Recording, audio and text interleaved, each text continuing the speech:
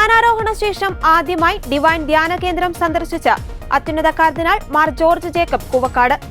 ജനുവരി 9 ഉച്ചയ്ക്ക് 1 മണിയോടുകൂടെ ഡിവൈനിലെത്തിയ പിതാവിന് വാദ്യമേളങ്ങളുടെ അകമ്പടിയോടെ ഗംഭീര സ്വീകരണമാണ് നൽകിയത്. ഒരു വൈദികനാകുവാനുള്ള തന്റെ ദൈവവിളിയിൽ ഡിവൈൻ ധ്യാന കേന്ദ്രം വഹിച്ച പങ്കും അദ്ദേഹം തന്റെ സന്ദർശന വേളയിൽ എടുത്തു പറഞ്ഞു.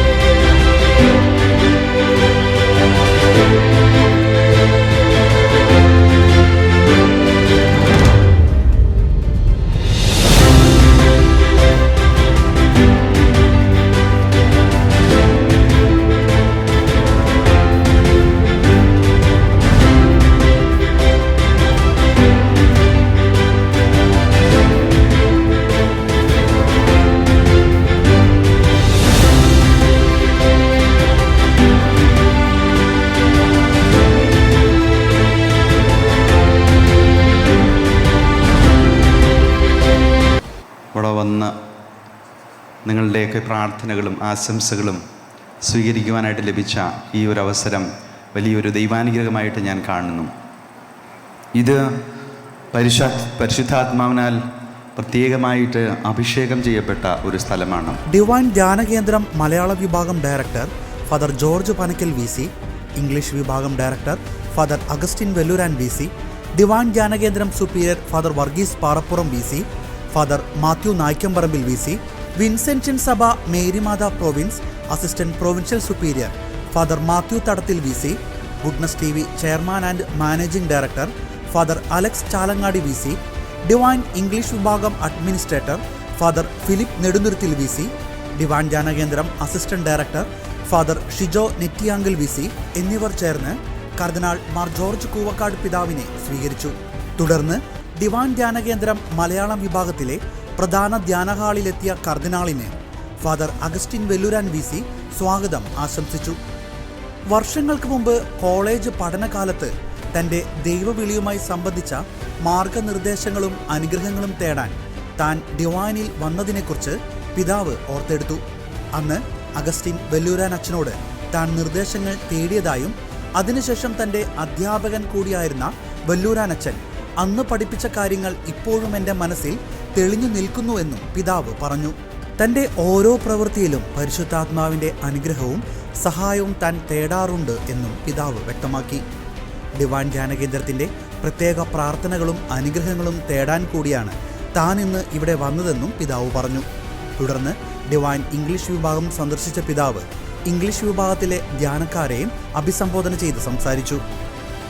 കർദിനാൾ മാർ ജോർജ് കൂവക്കാട്ട് പിതാവ് ഡിവൈൻ ധ്യാന കേന്ദ്രത്തിൽ നിന്നും ഇപ്പോൾ നമ്മളോടൊപ്പം ചേരുകയാണ്. പിതാവ്, കർദിനാൾ ആയതിനു ശേഷം ആദ്യമായാണ് അങ്ങ് ഡിവൈൻ ധ്യാന കേന്ദ്രം സന്ദർശിക്കുന്നത്. ഇവിടെ വന്നതിന് ശേഷമുള്ള അങ്ങയുടെ അനുഭവം ഒന്ന് പങ്കുവയ്ക്കാം.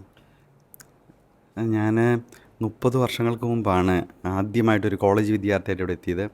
പിന്നീട് ഞാൻ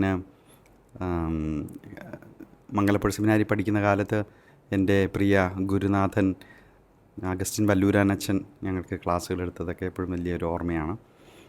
ഇപ്പോൾ ഞാനിവിടെ എത്തിയത് അച്ഛനെ കാണാനും അതുപോലെ മറ്റ് സമൂഹാംഗങ്ങളോട് അനുഗ്രഹം ചോദിക്കാൻ, പ്രാർത്ഥന ചോദിക്കാൻ. കാരണം ഞാൻ വിശ്വസിക്കുന്നത് എനിക്ക് ലഭിച്ച ഈ ശുശ്രൂഷ എല്ലാവരുടെയും അനുഗ്രഹം കൊണ്ടാണ്. മാതാപിതാക്കളും ഗുരുഭൂതരും ഞാൻ ശുശ്രൂഷ ചെയ്ത വ്യക്തികളുടെയും അനുഗ്രഹമാണ് ഇതിൻ്റെ പിന്നിൽ ഞാൻ വിശ്വസിക്കുന്നു. കഴിഞ്ഞ 35 വർഷത്തോളം ഡിവൈൻ ധ്യാന കേന്ദ്രം ലോകം മുഴുവൻ ലോകത്തിലെ ഏറ്റവും വലിയൊരു ധ്യാന കേന്ദ്രമായി ആണ് ഇപ്പോൾ ഡിവൈൻ ധ്യാന കേന്ദ്രം. ആ ഡിവൈൻ ധ്യാന കേന്ദ്രത്തിലെ ആ ഒരു ധ്യാന ഹാളിലേക്ക് അങ്ങ് ചെല്ലുകയുണ്ടായി. അതിനെക്കുറിച്ചൊന്ന് പങ്കുവയ്ക്കും. എനിക്ക് എൻ്റെ ജീവിതത്തിലെ ശുശ്രൂഷകൾ മുന്നോട്ട് പോയ അവസരത്തിൽ പ്രത്യേകമായ രീതിയിൽ പരിശുദ്ധാത്മാവിൻ്റെ ഒരു ഭക്തി എൻ്റെ ജീവിതത്തിൽ ഉണ്ടായിട്ടുണ്ട്. പരിശുദ്ധ പിതാവിൻ്റെ യാത്രകളിൽ എപ്പോഴും പത്രോസിൻ്റെ ശവകുടീരത്തെങ്കിൽ പോയി ഞാൻ മാർപ്പാപ്പയ്ക്ക് വേണ്ടി പ്രാർത്ഥിക്കാറുണ്ട്. മാർപ്പാപ്പ പത്രോസിൻ്റെ പിൻഗാമിയാണല്ലോ. അതുപോലെ തന്നെ പരിശുദ്ധ പിതാവ് താമസിക്കുന്ന സ്ഥലത്തുള്ള ചാപ്പൽ പരിശുദ്ധാത്മാവിൻ്റെ നാമധേയത്തിലുള്ളതാണ്. അപ്പോൾ ഞാൻ ഓരോ യാത്രയ്ക്കും പരിശുദ്ധാത്മാവിനെ സമർപ്പിച്ചാണ് പോയി. ഇതുവരെ പോയ യാത്രകളെല്ലാം ദൈവത്തിൻ്റെ കൃപ കൊണ്ട് ആ പരിശുദ്ധാത്മാവിൻ്റെ അഭിഷേകം എനിക്ക് അനുഭവപ്പെട്ടു. ഈ ഡിവൈൻ ധ്യാന കേന്ദ്രം നമുക്കറിയാം, കഴിഞ്ഞ 35 വർഷങ്ങളായിട്ട് 7 ഭാഷകളിൽ അത്ഭുതകരമായ രീതിയിൽ പരിശുദ്ധാത്മാവിനാൽ ഈ നമ്മുടെ വരുന്ന വിശ്വാസികളെ അഭിഷേകം ചെയ്ത് അവർക്ക് മാമോദിസ ലഭിച്ച ആ പരിശുദ്ധാത്മാവിനെ ഉത്തേജിപ്പിച്ച് സാക്ഷികളാകുവാനായിട്ട് കൊടുക്കുന്ന പുണ്യസ്ഥലമാണ്. അപ്പോൾ എനിക്ക് വലിയൊരു സന്തോഷമായിരുന്നു. ഞാൻ എൻ്റെ മെത്രാഭിഷേകത്തിനും അത് കഴിഞ്ഞ് കർദിനാളായ അവസരത്തിലും എടുത്ത സ്ഥാന ചിഹ്നത്തിൽ ഏറ്റവും മുകളിൽ പരിശുദ്ധാത്മാവാണ്. അപ്പോൾ അതുകൊണ്ട് എന്നെ സംബന്ധിച്ചിടത്തോളം പ്രത്യേകമായ ഒരു അനുഗ്രഹത്തിൻ്റെ, അതുപോലെ തന്നെ ധാരാളം ആളുകളുണ്ടായിരുന്നു, അവരോടെല്ലാം പ്രാർത്ഥന ചോദിക്കാനായിട്ട് വലിയൊരു അവസരമായിരുന്നു. അപ്പോൾ പ്രത്യേകിച്ച് എനിക്ക് വേറെ രൂപതകളൊന്നുമില്ല സ്വന്തമായിട്ട്. അപ്പോൾ എനിക്കിതുപോലുള്ള പ്രാർത്ഥിക്കുന്ന മനുഷ്യരുടെയും പരിശുദ്ധാത്മാവ് നിറഞ്ഞ ആളുകളുടെയും അനുഗ്രഹമാണ് എനിക്ക് വേണ്ടത് എൻ്റെ ശുശ്രൂഷയ്ക്ക്.